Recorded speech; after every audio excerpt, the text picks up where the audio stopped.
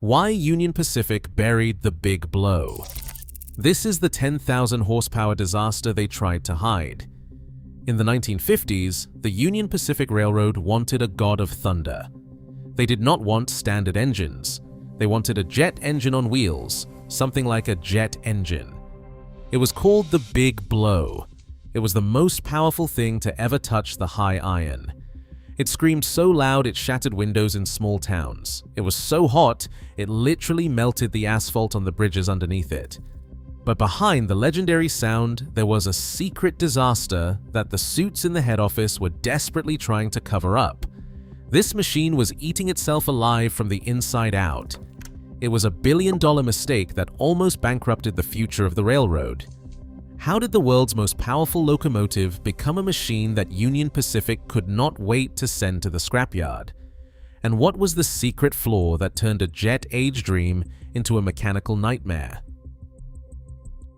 Union Pacific's third-generation gas turbine-electric locomotives were not designed for restraint. The spec sheet reads like a dare.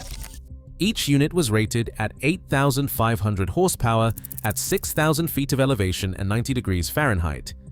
In cold, dense air, the turbines could push past 10,000 horsepower if you were brave enough to trust the generator not to fry itself. The main turbine spun at 6,000 revolutions per minute. That's not a typo. 6,000. The centrifugal compressor alone had 16 stages, feeding 10 combustion chambers and a 2-stage turbine, all built to suck in air, atomize fuel, and spit out power at a rate that made EMD diesels look like toys. The numbers get more absurd. Each GTEL train set weighed over 600 tons when you counted the 2 power units and the fuel tender. Tractive effort, 146,000 pounds. That's enough to drag a loaded freight train over the Wasatch Range, at least on paper. The fuel tender held 24,000 gallons of preheated bunker C residual fuel, plus 2,500 gallons of diesel for startup. The design goal was clear: outmuscle every other locomotive on the continent. Replace 3 or 4 standard diesels with one turbine monster. Achieve more gross ton miles per train hour than anyone else. On a test stand, the Big Blow's numbers were the stuff of legend: 10,000 horsepower, 6,000 revolutions per minute. One continuous jet-age scream. The engineering department had delivered exactly what the suits ordered: a rolling monument to post-war confidence, measured in raw, unfiltered power. The only thing missing from the spec sheet was a line for side effects. That omission would prove expensive. Union Pacific's public relations office wasted no time. The ink on the engineering reports was barely dry before the press kits rolled out. The Big Blow was not just a locomotive, it was a spectacle. Brochures called it the most powerful locomotive in the world. Pamphlets boasted of jet propulsion for the modern railroad. The public relations team had a favorite phrase: "Tomorrow is here." Never mind that tomorrow came with a maintenance bill the size of a small town's budget. The suits wanted headlines, not spreadsheets. Photographers lined up to capture the turbine's launch. Executives in tailored suits posed with the machine, grinning for the camera while the exhaust shimmered in the background. Union Pacific's 1958 promotional film declared, "With 8,500 horsepower at your command, there is no mountain too steep, no train too heavy." The subtext was clear: if you doubted the future, you were standing in its way. The procurement office and the public relations department became unlikely partners. One wrote the checks, the other wrote the legend. Every technical memo about fuel viscosity or blade erosion was buried under a pile of glossy press releases. The Big Blow was sold to the public as a miracle of American engineering. The fact that it required 24,000 gallons of bunker fuel per trip and a support crew worthy of a moon landing was omitted. The suits did not just want a locomotive, they wanted a symbol. They got it. The Big Blow was not a solution, it was a billboard. When the public relations team called it the engine of progress, they left out the asterisk. The fine print read, "Batteries not included, maintenance extra. Results may vary." As one 1959 press release crowed, Union Pacific's gas turbine fleet is the envy of the rails. In the boardroom, envy was cheap. Bunker C was not. The acoustic output of the big blow wasn't just a nuisance, it was an industrial assault. Forget the polite whine of a diesel. This was a 10,000 horsepower scream engineered to punch a hole through the sound barrier and your living room wall. The numbers weren't theoretical. The turbine's exhaust, spinning at 6,000 revolutions per minute, produced a jet-age shriek that could be heard for miles. The technical literature never bothered with a precise figure, but contemporary accounts put the noise somewhere between a jet takeoff and a rock concert at close range. Estimates ranged from 120 to 140 decibels at the trackside. Some rail fans claimed it hit 160 decibels. That is the pain threshold for human hearing. It is also the level where eardrums rupture and windows shatter. OSHA sets the maximum safe workplace exposure at 90 decibels. The big blow was operating at a level where the only safe response was evacuation. Communities along the right-of-way didn't need a decibel meter to know something was wrong. The sound arrived before the locomotive did. Children covered their ears, dogs howled, stories circulated of livestock panicking and windows rattling in their frames. The turbine's exhaust wasn't just loud, it was relentless. Every time the big blow passed, the ground vibrated, the air shimmered, the heat could warp asphalt and bake the paint off nearby cars. This wasn't progress, it was a rolling violation of the peace. Union Pacific's Public Relations Department called the noise a sign of power. The legal department called it a liability. There was no official 160 decibel rule. The message from the towns was clear: turn it down or take it elsewhere. The big blow turned public relations into a combat zone. The suits in the boardroom didn't hear the fallout, they just heard the numbers. Out on the main line, the numbers were deafening. Paper shields do not muffle a turbine. They just shuffle noise complaints from the mailbox to the shredder. The first formal letters arrived at Union Pacific headquarters in 1959, each one stamped with the polite outrage of city clerks and county commissioners. One municipal official from Ogden, Utah, wrote that the continuous passage of turbine locomotives has produced a condition intolerable to the peace and welfare of our community. No one at headquarters mistook that for a compliment. The phrase acoustic fatigue started showing up in internal memos. Not in the engineering sense. No one was running stress tests on concrete. It served instead as a legal term of art. Structures do not get tired, people do. And people were tired of living next to a machine that made a jet engine sound like a lullaby. The complaints were not just about volume, they were about duration. The big blow did not just announce itself, it camped outside your window and dared you to sleep.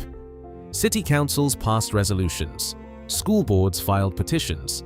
Union Pacific's legal team responded with a familiar routine: delay, deflect, deny. They called the big blow a technical marvel. Residents called it a public health hazard. The phrase industrial nuisance found its way into city minutes. One town demanded a noise abatement study.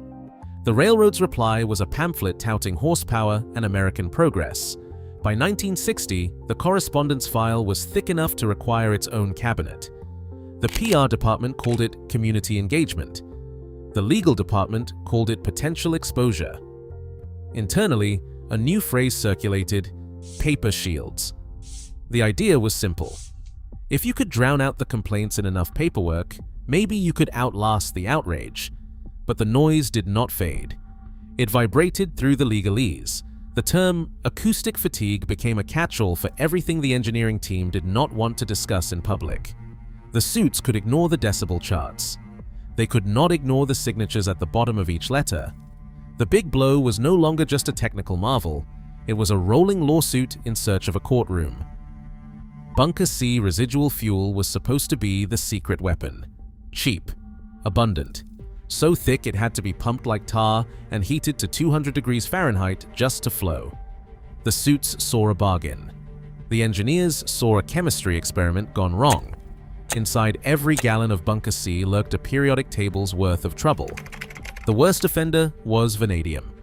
Not a household name, just a trace metal left over from the refinery's sweepings. But in a turbine, vanadium does not stay quiet. It becomes a saboteur. When bunker C burned, vanadium compounds rode the flames straight into the heart of the machine. At the combustion chamber's temperatures, vanadium oxidized. The result? Vanadium pentoxide. This oxide does not just float away, it reacts with sodium and sulfur to form a corrosive, glassy slag.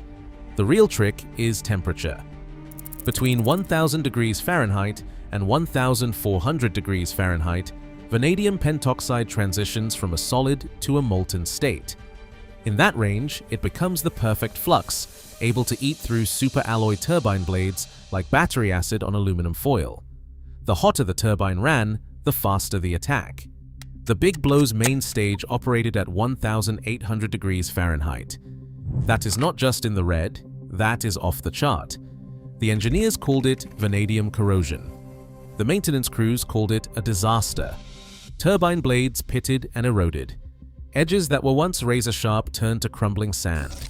Every overhaul revealed a new layer of damage. The chemical chain was relentless.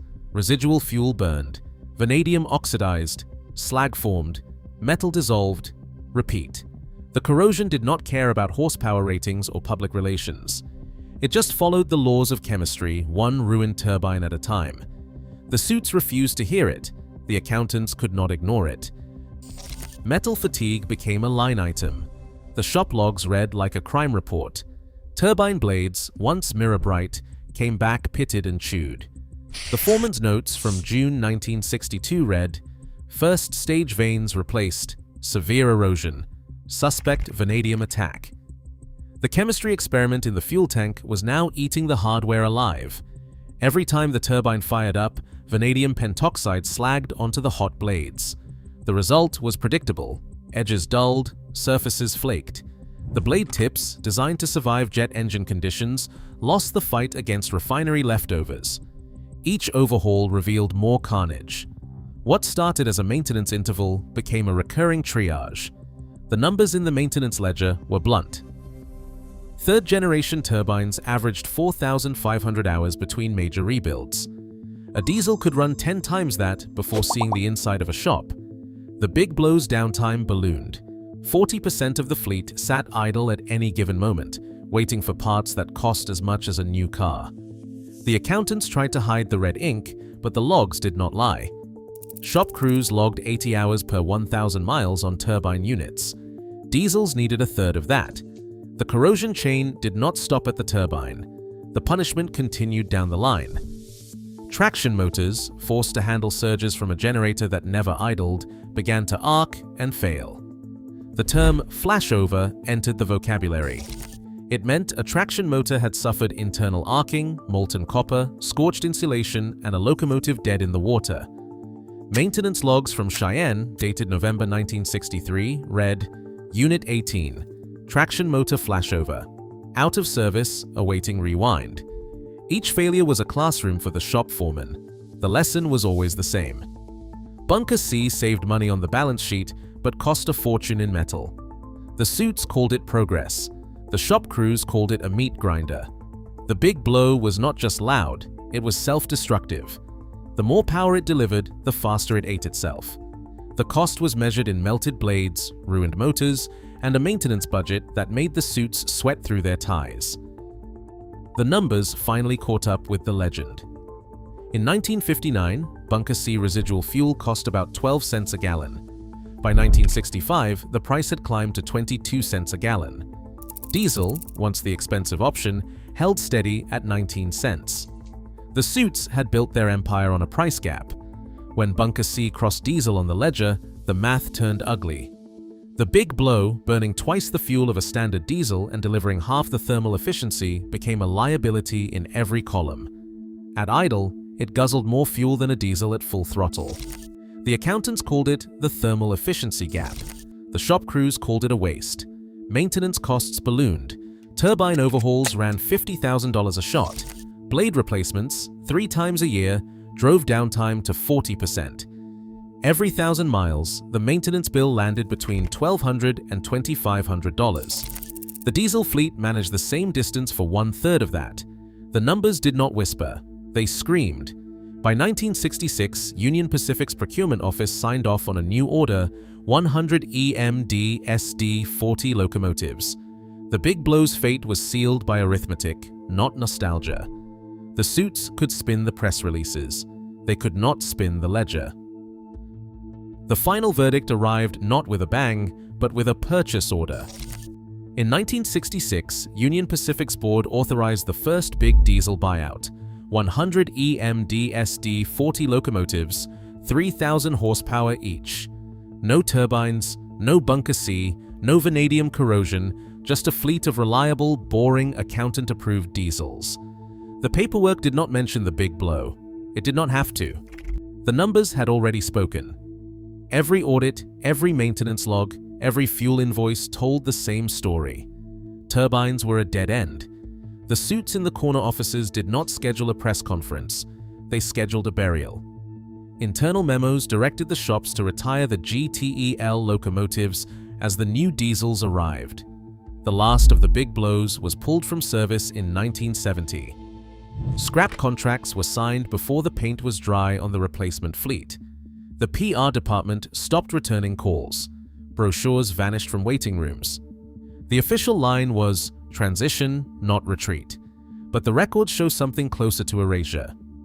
The big blow did not just disappear, it was suppressed.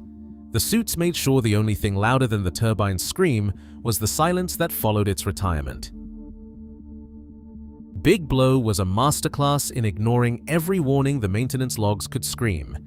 Today, the thermal efficiency gap still bankrupts big ideas faster than any public relations campaign can spin. Modern railroads worship reliability. The suits still chase horsepower headlines. Would you trade uptime for spectacle? We love the big blow because it was loud. Union Pacific hated it because it was honest about the cost of hubris. Drop your take below.